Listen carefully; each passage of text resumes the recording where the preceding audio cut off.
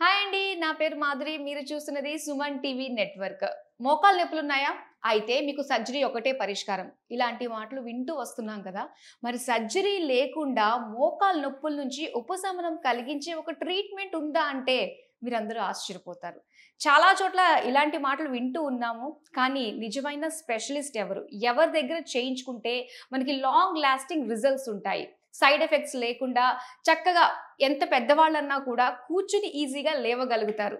మరి ఇలాంటివన్నీ మనకి Epione pain management centre doctor Sudheer దారా గారు ఇప్పుడు మనకి తెలియజేయబోతున్నారు. సో శ్రద్ధగా విందామండి. ప్రతి ఒక్కరి ఇంట్లోనూ కూడా ఈ ప్రాబ్లం ఉండే ఉంటుంది. సో మరి నేను అడిగే క్వశ్చన్స్కి మరి సార్ ఏ విధంగా ఆన్సర్స్ మనకి తెలియజేస్తారో చూద్దాం. నమస్కారం డాక్టర్ గారు. నమస్కారం అండి. ఎలా ఉన్నారండి? Yeah good. చాలా డౌట్స్ తోటి వచ్చానండి. నేను మూట కట్టుకుని వచ్చాను. ఇప్పుడు అవన్నీ ఇప్పే ప్రయత్నం చేస్తాను. Sure sure. సో నిజంగా మోకాలు నొప్పులు అంటే ఒకప్పుడు 40-50 ఏళ్ళు దాటిన వాళ్ళకి వస్తూ ఉండేదండి. కానీ ఇప్పుడు 15 ఏళ్ల పిల్లల్లో కూడా అబ్బా నొప్పులు వచ్చేస్తున్నాయి, నళ్ళైపోతున్నాను అన్న సమస్య వింటూ వస్తున్నాం. అసలు మోకాలు నొప్పులు అన్నది ఈ రోజుల్లో ఇంత కామన్ ఎందుకు అయిపోయింది అంటారు అసలు? గుడ్. సో మోకాలు నొప్పులు ఇంతకుముందు మీ తాతగారు లేదంటే వాళ్ళ ఫాదరు చూసుంటే ఈ ప్రాబ్లం ఉండేది, కానీ ఎక్కువ డిస్కషన్లు ఉండేది కాదు. మేబీ 40-50 years బ్యాక్ ఎక్కువ డిస్కషన్ ఇప్పుడు ఎందుకు వస్తుంది అంటే మీరు అన్నట్టు ఇంతకు ముందు కాలంలో maybe 40 years back only 50-55 age దాటిన వాళ్ళకే మోకాలు నొప్పులు వచ్చాయి. ఇప్పుడేమవుతున్నాయి 25, 35, 45 ఈ రేంజ్లోనే ఎక్కువ మంది పేషెంట్స్ ఉన్నారు, ఎక్కువ మంది బాధపడుతున్నారు. సో క్వశ్చన్ అరైజ్ అయ్యేది ఏం జరుగుతుంది అసలు, ఎందుకు ఇంతకుముందు 50-55 ఏళ్లలో వచ్చే మోకాలు నొప్పి ఇప్పుడు ఎందుకు వస్తుంది అన్న క్వశ్చన్ రైజ్ అవుతుంది. దీనికి మెయిన్ కారణం ఏంటంటే వెస్టర్నైజేషన్ ఆఫ్ ఇండియా. అనవసరమైన యాక్టివిటీలు, ఓవర్ ఎంతూజియాస్టిక్ అయిపోయి ఎక్సర్సైజ్లు, ఎక్కువ ఎర్న్ చేయాలన్న తపన, బాడీ కేర్ తీసుకోలేకపోవడం, ఒబేసిటీ, సెడెంటరీ లైఫ్స్. సో ఇవన్నీ బట్టి ఇప్పుడు ఏంటంటే ఇప్పుడు మేజర్గా మోకాళ్ళ నొప్పులు రావడానికి కారణం ఏంటంటే మోకాల్ని ఎక్కువ వాడేస్తారు. ఏదైనా అంతే కదా, షర్ట్ అయినా ప్యాంట్ అయినా చీర అయినా కానీ ఇప్పుడు ఒక పట్టు చీర ఉంటుంది, అది అప్పుడప్పుడు అకేషన్స్గా మూడు నెలలకు ఒకసారి వేసుకుంటే ఎక్కువ కాలం ఉంటుంది. అదే దాన్ని రోజు వేసుకొని మనం రోజు పనికి వెళ్ళామంటే అది ఒక 1-2 yearsలో చిరిగిపోతుంది. అదేవిధంగా నీ జాయింట్ కానీ, షోల్డర్ జాయింట్ కానీ, స్పైన్ కానీ, ఇతర ఏ జాయింట్ అయినా కానీ యూసేజ్ అన్నది రెగ్యులేటెడ్గా ఉండాలి. అంటే ఇష్టం వచ్చినట్టు మోకాలను వాడేయడము, ఇష్టం వచ్చినట్టు షోల్డర్ని వాడడము, ఉన్న టైం కంటే ఎక్కువ వాటితో పని చేయించడం. ఇప్పుడు మనం మోకాల గురించి మాట్లాడుతున్నాం కాబట్టి ఎట్లాగా ఓవర్ యూజ్ అవుతుంది అంటే, ఇప్పుడు ఒక హౌస్ వైఫ్ని తీసుకోండి. హౌస్ వైఫ్లో ఇప్పుడు ఒక 2000-2500 SFT ఉన్న ఇంట్లో మొత్తం పని చేసినా కూడా ఎఫెక్టివ్ వర్క్ 2.5 hours ఉంటుంది, అంతే కదా. మీరు బట్టలు గిట్టలు వంట గింట అన్నీ చేసుకుని 2:30. కానీ మన లేడీస్ ఏం చేస్తారు, పొద్దున 6కు లేచి రాత్రి 11 వరకు తిరుగుతూనే ఉంటారు. మరి అది ఓవర్ యూజ్ అవడమే కదా. కేబీఆర్ పార్క్కి వెళ్ళండి, అక్కడ ఒక 600 మంది రోజుకి కిలోమీటర్లు తిరుగుతుంటారు. చూసారా, అందరు మనం ఏమనుకుంటాం, బయట నుంచి వెళ్తున్నాం, బా నేను కూడా వాకింగ్కి వెళ్తే బాగుండరా, నేను వెళ్ళలేకపోతున్నాను, బద్ధకమో టైం లేకుండా. ఆ ఎవరైతే వెళ్ళట్లేదో వాళ్ళ మోకాళ్ళు తొందరగా అరిగిపోదు, ఎవరైతే లోపల ఉన్నారో వాళ్ళు అరుగుతాయి. బాబోయ్, నిజంగా ఇది వినడానికి భయం వేస్తుందండి. ఇది సైన్స్. ఎందుకంటే పాపం వాళ్ళకి ఏంటి, డాక్టర్లో యూట్యూబ్లో ఇంటర్నెట్లోనే వాడు వాకింగ్ చేయండి సార్ అంటారు. వాకింగ్ చేయంటే ఎంత చేయాలి, ఏం చేయాలి, ఎంత చేస్తే మన కాళ్ళు ఉంటాయి, ఎంత చెయ్యకపోతే దెబ్బతింటాయి, ఎంత ఓవర్ చేస్తే అది ఎవరికి తెలియదు. ఇప్పుడు కేబీఆర్ పార్క్ మొత్తం ఒక రౌండ్ కొట్టి 4 kilometers. ఆ 4 kilometers వాళ్ళు ఒక 65 years అతను కానీ వాక్ చేసాడు అనుకో, ఏమవుతాయి, ఉన్నది కాస్త అరిగిపోతుంది. సో ఏజ్ ప్రకారము, మనకున్న కండిషన్స్ ప్రకారము ఎంత ఎక్సర్సైజ్ చేయాలి, ఎంత వాకింగ్ చేయాలి తెలియదు ఎవరికి. సో ఏం చేస్తారు, ఒక మాట జిమ్కి వెళ్ళంటారు. ఎవరంటారు జిమ్కి వెళ్ళమని? ఎవరో అంటారు, దారిని పోయి దానయ్య పక్కింట్లో వాడు జిమ్ ట్రైనర్, రోజు పోయి కండలు తిరిగి ఎవడు 40-45 years దాటిన వాళ్ళు సడన్గా వాళ్ళకి ఏదో హృతిక్ రోషన్ లాగా కనపడాలనిపిస్తుంది.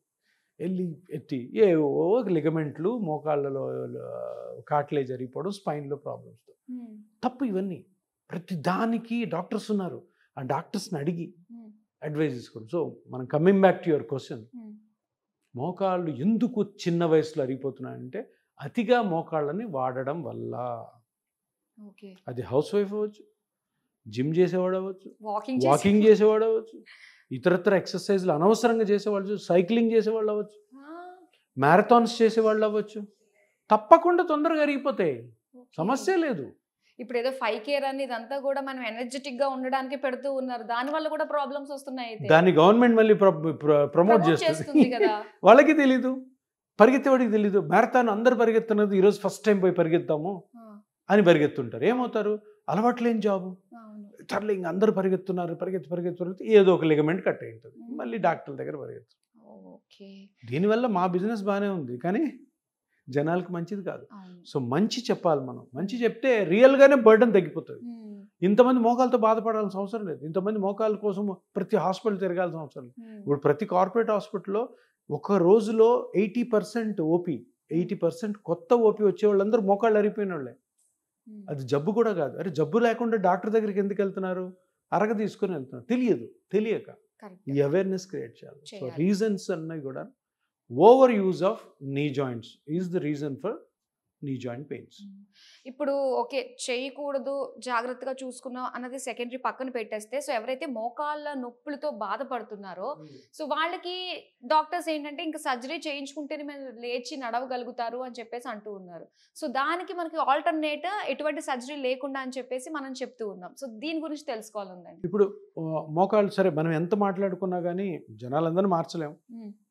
కొంతమంది వేరే వేరే కండిషన్స్ వల్ల వాకింగ్ చేయాలి, జాబ్ ఉంటుంది. ఇప్పుడు వాచ్మెన్ ఉన్నాడు, పాపం నిలబడి ఉండాలా, ట్రాఫిక్ కానిస్టేబుల్ ఉన్నాడు నిలబడి ఉండాలా, టీచర్స్ ఉన్నారు 8 hours నిలబడి టీచ్ చేస్తేనే జీతం ఇస్తారు, వాళ్ళకి చైర్ కూడా వేయరాళ్ళు. ఎవరు అడ్మినిస్ట్రేషన్ చైర్ వేయకూడదు, తెలుసా కదా మీకు. చైర్ వేస్తే పనిష్మెంట్, కూర్చోకూడదు, నిలబడి చెప్పాలి. ఎందుకు, నిలబడి చెప్తేనే బాగా చెప్తారంటే. సో వీళ్ళకి తప్పదు, వాళ్ళకి అరుగుతాయి, వాళ్ళు బాధపడతారు. సో ఇప్పుడు ఏమున్నాయి ఆప్షన్స్ ఏంటి, మీకు ఫస్ట్ టైం 35 yearsకో 45కో మోకాలు నొప్పి వచ్చింది, ఇమీడియట్గా ఏం చేయాలా, ఫస్ట్ చెక్ చేసుకోవాలి. 10 days వరకు ఉంది నొప్పి, 10 days తర్వాత నొప్పి తగ్గట్లేదు, అలాగే కంటిన్యూ అవుతుంది. సో వెంటనే అందరూ తెలుసుకోవాల్సింది ఏంటంటే అసలు నా మోకాల్లో ఏమవుతుంది, ఎందుకు నొప్పి వస్తుంది. మోకాలంటే ఒక స్ట్రక్చర్ కాదు, దాంట్లో 5-6 structures ఉంటాయి. పెద్ద బోన్స్ ఉంటాయి, లిగమెంట్స్ ఉంటాయి, మెనిస్కస్ ఉంటుంది, కార్టిలేజ్ ఉంటుంది, మజిల్స్ ఉంటాయి, 5 ఉన్నాయి. సో దేని వల్ల ప్రాబ్లం వస్తుందో కనుక్కోవాలి. సో ఇప్పటి వరకు ఏం ట్రీట్మెంట్స్ ఉన్నాయి అవన్నీ కనుక్కోకుండా ఏం చేస్తారు, టాబ్లెట్స్ పెడతారు. ఫస్ట్ పెయిన్ కిల్లర్స్, అది ఇంకా డేంజర్. అందరూ ఏమనుకుంటారు, పాపం చదువుకున్న వాళ్ళు కూడా ఆ పెయిన్ కిల్లర్స్ వాడుకుంటా ఉంటే కంట్రోల్ వేసుకుంటే బాగుంటుంది. కానీ తెలియని విషయం ఏంటి, లోపల డ్యామేజ్ని పెయిన్ కిల్లర్స్ అరికట్టవు, లోపల ఉన్న డ్యామేజ్ని కరెక్ట్ చేయవు. సో ఏమవుతుంది, మీరు అడిక్ట్ అవుతారు పెయిన్ కిల్లర్స్కి. పెయిన్ కిల్లర్స్ మీరు అడిక్ట్ అయిన తర్వాత అది కిడ్నీ మీద కానీ లివర్ మీద కానీ ఎఫెక్ట్ చేస్తుంది. సో అది కూడా డేంజరే. సార్ మరి ఇంకేమున్నాయి సార్, మరి పెయిన్ కిల్లర్స్ వాడొద్దు అంటారు, వాకింగ్ చేయొద్దు అంటారు, మరి నొప్పితో భరించాలా, ఆయన టీచర్ జాబ్ చేసుకోవాలి, ఎట్లా అంటే. సో ఇది కనుక్కున్న తర్వాత అసలు ఏ పార్ట్ డ్యామేజ్ అయిందో కనుక్కున్న తర్వాత చిన్న చిన్న స్కాన్స్తోనే బయటపడతాయి. నెక్స్ట్ సిట్టింగ్ ఏంటంటే పెయిన్ కిల్లర్స్ వద్దు, లేదు పెయిన్ కిల్లర్స్ వద్దు, ఫిజియోథెరపీ. ఫిజియోథెరపీ అంటే ఏంటి, ఎక్సర్సైజ్. ఇక్కడ పాయింట్ ఏంటి, ఫిజియోథెరపీ కూడాను మోకాలులో రూట్ కాజ్ని కరెక్ట్ చేయకుండా దాన్ని ఫిజియోథెరపీ చేస్తే నొప్పి ఎక్కువ అవుతుంది, అంతే కదా. ఇప్పుడు ఏదో డ్యామేజ్ అయిన పట్టుకొని లాగాం, ఇట్లా స్ట్రెచ్ చేసాం, ఫోల్డ్ చేసాం. సో ఫిజియోథెరపీ కూడా అన్లెస్ మీకు లోపల ఏ ప్రాబ్లం ఉందో తెలియకుండా చేసినా కూడా డేంజర్. సరే సార్ ఇది కూడా లేదు, మరి ఇంకేముంది అంటే ఏమీ లేదు. ఫస్ట్ ఆఫ్ ఆల్ మోకాల్లో జరుగుతున్న డ్యామేజ్ని కనుక్కోవాలి. అది ఎక్కడ డ్యామేజ్ అయింది, లిగమెంటా, మజిలా, బోనా, కార్టిలేజా, అది కనుక్కున్న తర్వాత కొత్త సైంటిఫిక్ ఆర్టికల్స్ ఏం చెప్తాయంటే ఆ పార్ట్ని ఏదైతే దెబ్బతినిందో ఆ పార్ట్ని మళ్ళీ రీజనరేట్ చేయొచ్చు. బయట నుంచి మెడికేషన్ ద్వారానా, పేషెంట్ ఓన్ బ్లడ్తోనే. సో ఏంటి సార్ ఇది ఇట్లా ఉంది, ఇది లేటెస్ట్ సైన్స్ ఏం చెప్తా అంటే, బాస్ నీ మోకాల్లో నొప్పి ఏదైతే వచ్చిందో అది జబ్బు కాదు, జబ్బు అంటారు కానీ ఏముంది, ఆ చిన్న కార్టిలేజ్ చిన్న పార్ట్లో అరిగి ఉంటుంది. మొత్తం మోకాలంతా ఎప్పుడు చెడిపోదు, ఎవరికి చెడిపోదు, మోకాలు మొత్తం చెడిపోదు. అందుకని మోకాలు మొత్తానికి ట్రీట్మెంట్ అవసరం లేదు. స్కానింగ్ చేసుకొని 99% కేసెస్లో కార్టిలేజ్ అరిగి ఉంటుంది. ఆ కార్టిలేజ్ అరగడం వల్ల బోన్ రబ్ అవుతుంది, బోన్ దగ్గరికి వస్తుంది. 2 బోన్స్ మధ్యలో కార్టిలేజ్ కరెక్ట్గా ఉంటే ఫ్రీగా ఉంటుంది. పరిగెత్తు, దుంకు ప్లస్ ఏమైనా చేయి. ఆ కార్టిలేజ్ అరిగిపోతే 2 ఎముకల దగ్గరికి వచ్చి రాసుకుంటాం. జిగురు అంటాం, గమ్ అంటాం. సో ఆ కార్టిలేజ్ అరిగిన దాన్ని కనుక్కొని అది ఎక్కడైతే అరిగిందో చూసుకొని దాన్ని మెజర్ చేసుకొని మీ బ్లడ్లోని ఓన్ సెల్స్తోనే, మీ బ్లడ్లో ప్లేట్లెట్స్ ఉంటాయి, ప్లేట్లెట్స్ మీద గ్రోత్ ఫ్యాక్టర్స్ ఉంటాయి. ఆ గ్రోత్ ఫ్యాక్టర్స్ కానీ ఇంజెక్ట్ చేస్తే అదే కార్టిలేజ్ని పెంచుతుంది. దీనికి ఏంటి సార్ ఎట్లా గ్రో అవుతుంది సార్ చాలామంది అంటుంటారు, కొంతమంది డాక్టర్లు కూడా అంటారు.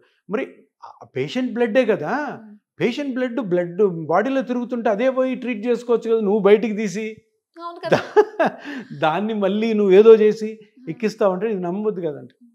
ఏంటంటే ఇప్పుడు అసలు బ్లడ్లోని సెల్సే కార్టిలేజ్ని, గుజ్జుని ఎలా పెంచుతాయి? ఇది డౌట్ అందరికీ. ఎలా పెంచుతాయి అంటే ఇప్పుడు మీకు ఇక్కడ చిన్నగా గుచ్చాను, బ్లడ్ వస్తుంది, పిన్నిస్ తీసుకుని గుచ్చాను, ఏం చేస్తారు? ఇట్లా పెట్టి ఒత్తుతారు. ఒత్తితే ఏమవుతుంది? ఆగిపోతుంది. ఎందుకు ఆగుతుంది? అసలు బ్లడ్ ఎందుకు వస్తుంది? నేను గుచ్చాను, గుచ్చితే బ్లడ్ ఎందుకు వస్తుంది? జస్ట్ మొత్తం బ్లడ్ ఫ్లో అవుతూ ఉంటుంది కాబట్టి. ఎక్కడ ఫ్లో అవుతుంది? నరాల ద్వారా ఫ్లో. నరాలు కాదు, ఆర్టరీస్, వీన్స్ అంటాం. Veins, blood vessels. Blood vessels ఏంటి? పైపులు. పైపుకి బొక్క పెట్టాం, లీక్ అవుతుంది. మీ ఇంట్లో పైపు బొక్కబడింది అనుకో, ఇట్లా గట్టిగా ఒత్తితే పోతుందా? ఆగిపోద్దా? అక్కడ ఆగదు, ఇక్కడ ఆగుతుంది. ఎందుకు ఆగుతుంది? ఇది పైపే, అది పైపే, దీంట్లో బ్లడ్, దాంట్లో వాటర్. ఎందుకు ఆగుతుంది? ఎగ్జాక్ట్లీ. సో సెల్ఫ్ రిపేర్ అంటే ఏంటంటే బ్లడ్లో ప్లేట్లెట్స్ ఉంటాయి కదా, ఇలా ఎక్కడైనా ఇంజరీ అయినప్పుడు కొన్ని లక్షల ప్లేట్లెట్లు అక్కడికి వచ్చేస్తాయి. వచ్చి దట్ హోల్ ఏదైతుందో దాన్ని ఇమీడియట్గా హీల్ చేస్తాయి, ఇమీడియట్గా, విత్ ఇన్ సెకండ్స్. మిస్టరీ లాగా ఉంది కదా. సో ఇది ఈ ప్రాపర్టీనే తీసుకొని ఇప్పుడు మీ దగ్గర మీకు మోకాలు అరిగిపోయింది అనుకోండి, 20 ml బ్లడ్ తీసుకొని దాన్ని ప్రాసెస్ చేసి ఈ 20 ml నుంచి 1 ml PRP తీసుకుంటాం. ఆ 1 ml ఏముంటుంది తెలుసా? కొన్ని లక్షల ప్లేట్లెట్లు ఉంటాయి, లాక్స్ ఆఫ్ ప్లేట్లెట్స్. ఆ ప్లేట్లెట్స్ ఆ 1 ccలో తీసుకెళ్ళి ఆ కార్టిలేజ్ ఎక్కడైతే అరిగిందో అక్కడ కానీ వదిలేమనుకో, ఇమీడియట్గా రిపేర్ ప్రాసెస్ స్టార్ట్ అవుతుంది. మరి ఇక్కడ రిపేర్ అయింది, అక్కడ రిపేర్ అవుతుంది కదా. ఇక్కడ రిపేర్ అవ్వాలంటే ప్లేట్లెట్స్ అన్నీ దగ్గరికి వచ్చి చిన్న హోల్ కాబట్టి అది సరిపోతుంది. కానీ ఇక్కడ డ్యామేజ్ పెద్దగా ఉంటుంది. ఆ పెద్దగా ఉన్న డ్యామేజ్ కోసము ఎక్కువ ప్లేట్లెట్స్ కావాలి. ఆ ప్లేట్లెట్స్ని మనం ల్యాబ్లో తయారు చేస్తాం, చేసి ఇమీడియట్గా వదులుతాం. సో అది కార్టిలేజ్ రీగ్రో చేస్తుంది. సో ఇది next treatment, the best treatment. ఎందుకు? చిన్న ఇంజెక్షన్తో అయిపోయింది. తర్వాత సర్జరీ ఉంది, అది తర్వాత సంగతి. ఎందుకు? ఎప్పుడు కూడాను ప్రతి మెడికల్ బుక్లో రాసేది సర్జరీకి వెళ్ళే ముందు ఇవన్నీ కూడా కరెక్ట్ పద్ధతిలో వాడి అప్పుడు కాకపోతే సర్జరీకి వెళ్ళాలి. ఇప్పుడు నేను చెప్పిన జాగ్రత్తలు తీసుకుంటూ కరెక్ట్ ప్లేస్లో, కరెక్ట్ డాక్టర్ దగ్గర, కరెక్ట్ హాస్పిటల్లో PRP చేసుకుంటే సర్జరీకి వెళ్ళే ఛాన్సెస్ తగ్గిపోతాయి. ఓకే, నిజంగా చాలా మందికి డౌట్ ఉంటుంది, ఒక్కటే పరిష్కారం సర్జరీ అనుకున్న వాళ్ళకి నిజంగా ఇది ఒక చక్కటి అద్భుతమైన ఒక రిలీఫ్ అన్నట్టుగానే చెప్పాలి, మంచి ఆల్టర్నేట్. సో చాలా మందికి ఉన్న కన్ఫ్యూజన్స్, డౌట్స్ని అన్నిటినీ కూడా క్లారిఫై చేసినందుకు థ్యాంక్ యూ సో మచ్ అండి. థ్యాంక్ యూ, నమస్తే.